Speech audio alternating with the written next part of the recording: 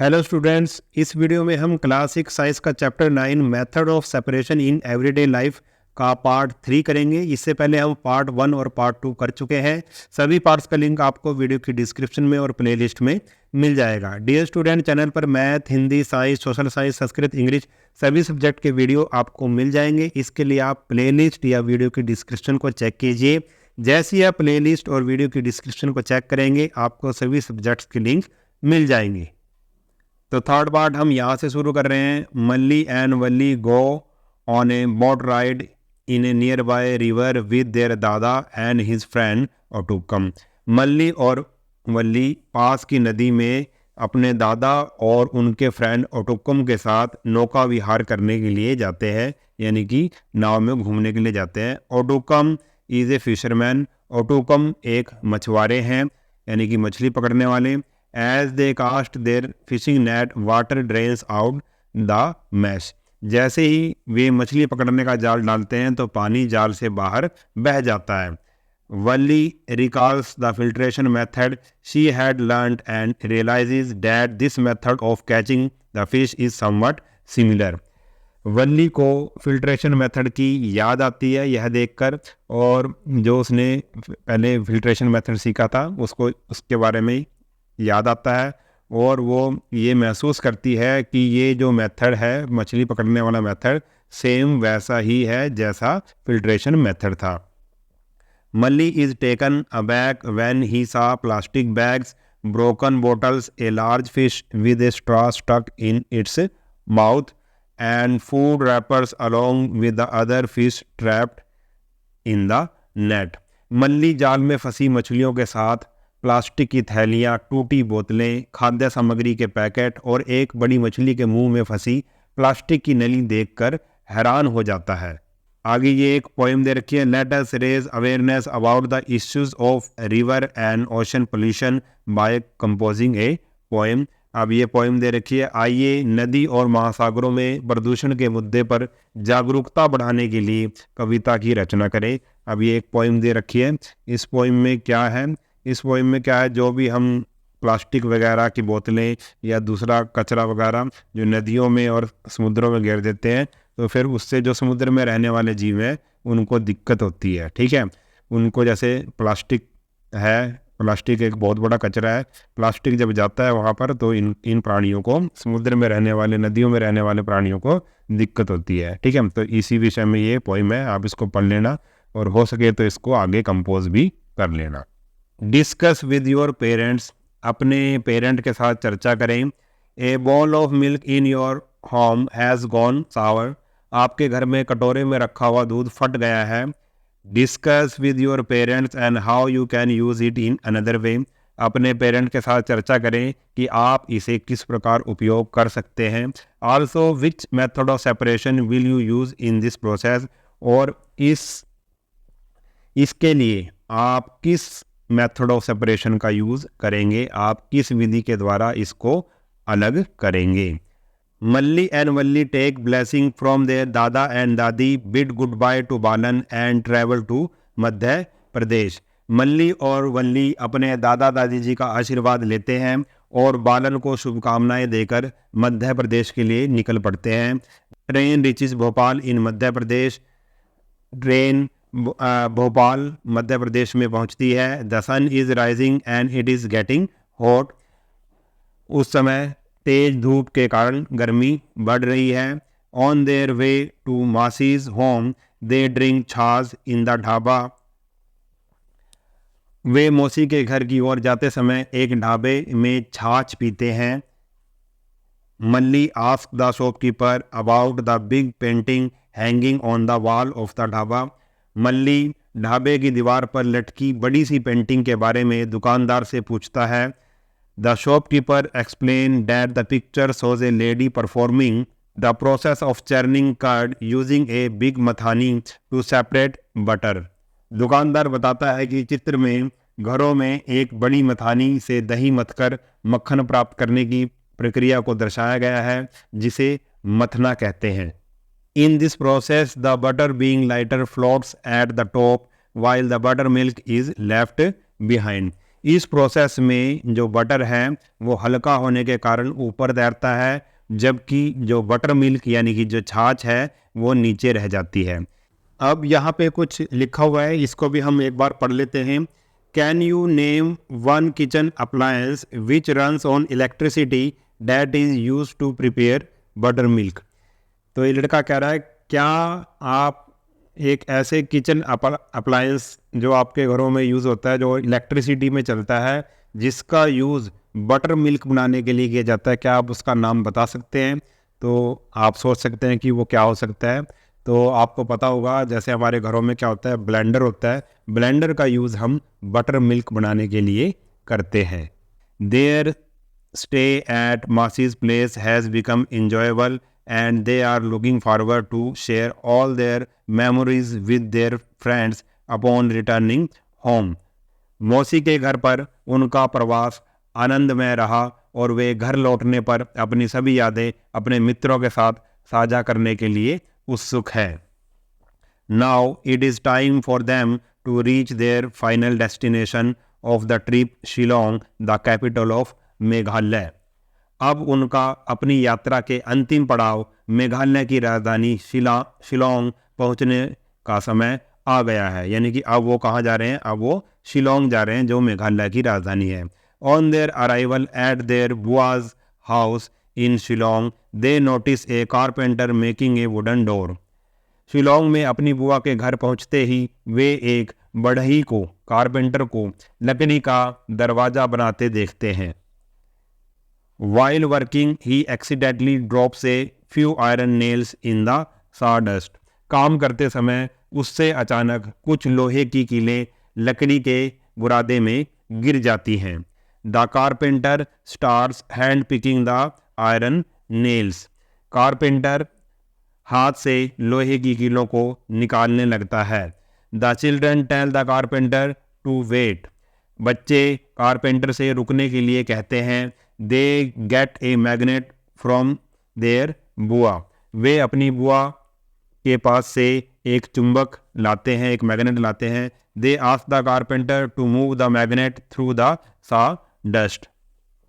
वे carpenter से कहते हैं कि इस चुंबक को लकड़ी के बुरादे पर घुमाइए। All the nails get attracted to it। सारी कीलें चुंबक से आकर्षित होकर उस पर चिपक जाती हैं। ठीक है, अट्रैक्ट हो जाती है उसकी तरफ। मैग्नेट है क्योंकि वो लोहा है। विच method of separation did the carpenter use. Carpenter ने कौन सा मेथड ऑफ सेपरेशन का यूज़ किया है, अलग करने के लिए कौन सा मेथड उसने यूज़ किया है। Recall the chapter on exploring magnet. अब आप याद करो जो आपने अध्याय पढ़ा था, जो चैप्टर पढ़ा था, exploring magnet. The substances which are attracted toward a magnet are called magnetic substances। ऐसी चीज़ें, ऐसे पदार्थ जो मैग्नेट की ओर अट्रैक्टेड होते हैं, आकर्षित होते हैं, ऐसी चीज़ों को क्या कहा जाता है? मैग्नेटिक सब्सटेंस कहा जाता है। Iron is a common example of a magnetic substance. Iron magnetic substance का एक कॉमन एग्जाम्पल है। Separation of magnetic and non magnetic substances by using a magnet is called magnetic separation. तो magnetic और non magnetic substance, जो चुंबक है और जो चुंबकीय पदार्थ नहीं है, ठीक है, दो तरह की चीज़ें होगी, एक मैग्नेटिक और एक नॉन मैग्नेटिक। इन चीज़ों को अलग करने के लिए जिस मेथड का यूज़ किया जाता है उसे मैग्नेटिक सेपरेशन कहते हैं। Now it is recyclers use magnet to separate iron article from a heap of waste.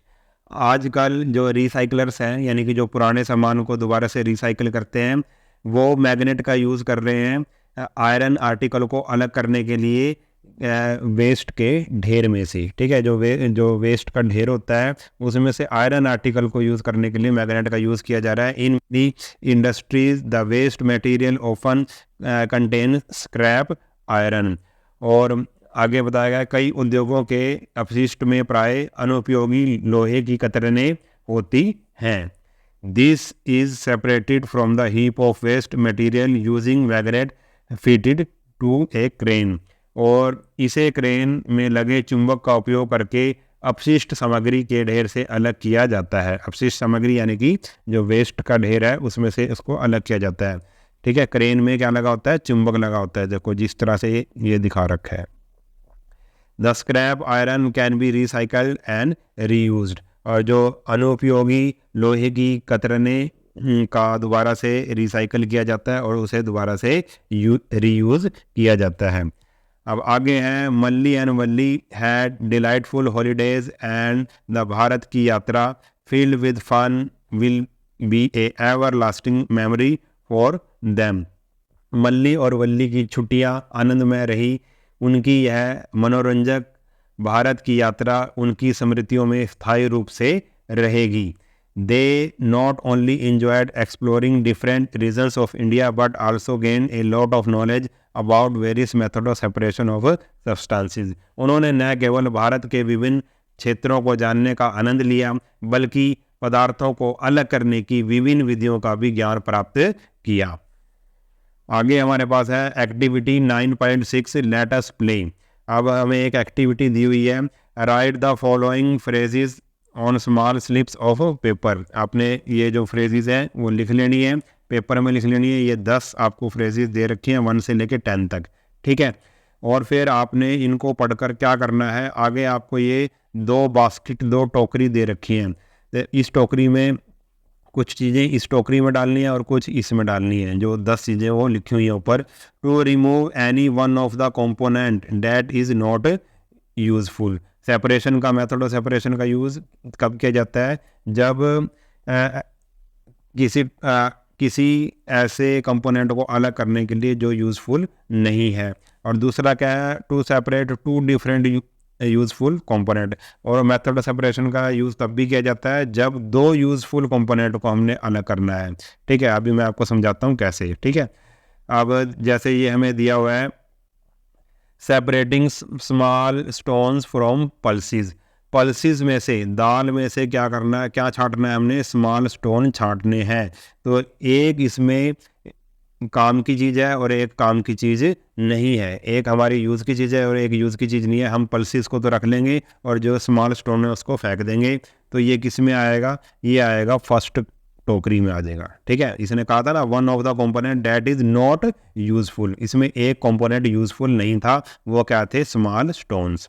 ऐसे ही जब नेक्स्ट है, churning curd to obtain butter. Curd को क्या करना है, चर्न करना है, दही को चर्न करना है, मथना है, क्या लेने के लिए, बटर लेने के लिए। तो हमें जब हम दही को मथेंगे तो हमें क्या मिलेगा, बटर मिलेगा। और दूसरी चीज़ क्या मिलेगी हमें, दूसरी चीज़ मिलेगी हमें बटर मिल्क, ठीक है। तो इसमें दोनों ही हमें काम की चीज़ें मिलेंगी। तो ये आएगा दूसरी बास्केट में आएगा, ये वाला क्या आएगा, दूसरी बास्केट में आ जाएगा, ठीक है। इसी तरह से आपने ये सारा पढ़ना है और बास्केट 1 के लिए है या बास्केट 2 के लिए उसको उसमें रखना है। Taking out green chillies from cooked दलिया, कुक्ड दलिया और पोहा, ठीक है।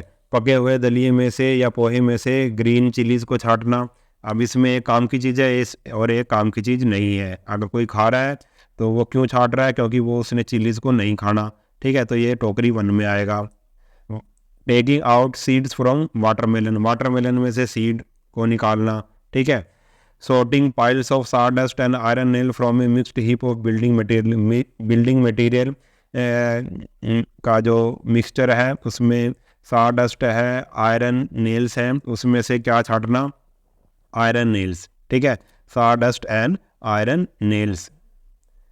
picking marigold flower from a heap of other flower to make a garland। Marigold flower आपने छांटना है और बहुत सारे फूलों का ढेर है, अलग अलग फूलों का माला बढ़ाने के लिए। तो इसमें तो दोनों ही काम की चीज़ें होंगी, जो आपने छांटा है वो भी और जो बच गए फूल वो भी। Separating pebbles from sand, sand में से छोटे छोटे कंकर छांटना।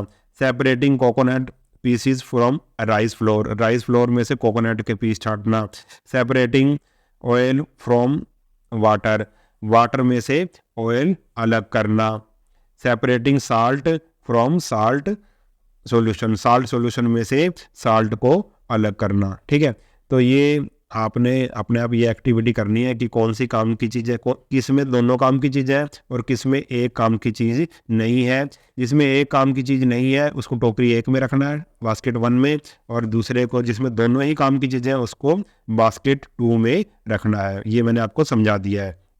Now take two baskets each representing one of the two purposes for which we separate substances from two teams and see who will get the maximum correct entries। आपने 2 team बनानी है और फिर देखना है कि किसकी सबसे ज़्यादा मैक्सिमम करेक्ट एंट्रीज किसकी आई है। ठीक है, वो मैंने आपको समझा दिया है। ठीक है, कौन टोकरी 1 में आएगी कौन सी चीज़ और कौन सी टोकरी 2 में आएगी। This activity help in assessing your understanding as to why we separate substances। ये जो एक्टिविटी है ये आपकी किस चीज़ में हेल्प करेगी, ये इस चीज़ में हेल्प करेगी कि हम जो सब्सटेंसेस हैं, ठीक है, जो सब्सटेंसेस है हम उनको अलग क्यों करते हैं। ठीक है, तो ये चीज़, ये जो एक्टिविटी है आपकी इसमें हेल्प करेगी। तो इस वीडियो में इतना ही। अगर वीडियो आपको अच्छा लगा है तो चैनल को सब्सक्राइब कर लेना और वीडियो को अपने सभी दोस्तों के साथ शेयर ज़रूर कर देना। मिलते हैं नेक्स्ट वीडियो में, तब तक के लिए नमस्कार।